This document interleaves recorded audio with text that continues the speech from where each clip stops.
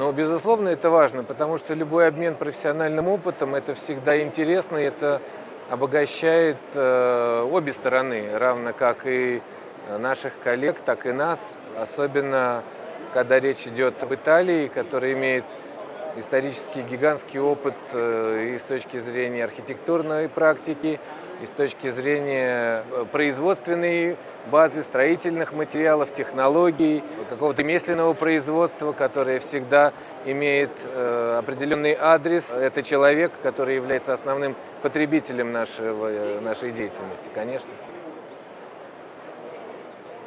Знаете, я думаю, что не нужно сосредотачиваться на каком-то одном формате общения, они все должны быть разные.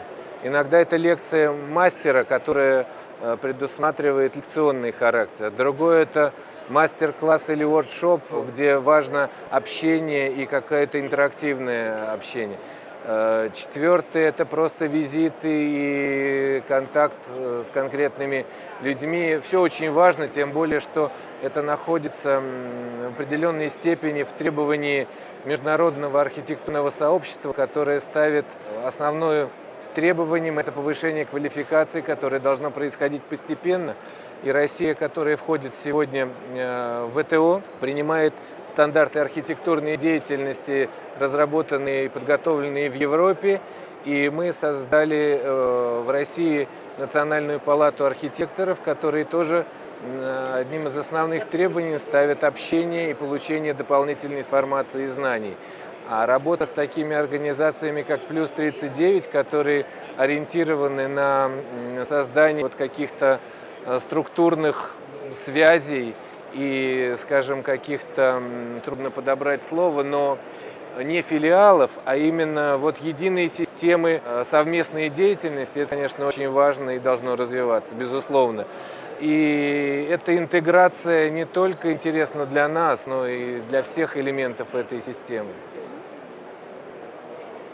Да, но это действительно на 2 дня разговор. Вы знаете, деятельность каждого архитектора, она абсолютно субъективная. А когда ты имеешь дело с объектом архитектурного наследия или национального достояния, здесь, конечно, каждый проект, он требует индивидуального подхода, и каждый раз это новая задача, поэтому мне очень интересно заниматься именно этой вещью, когда ты имеешь какую-то историческую базу, которую нужно дешифровать и каким-то образом перевести в новый формат будущего с тем, чтобы оно не потеряло, но наоборот приобрело что-то новое для следующих поколений.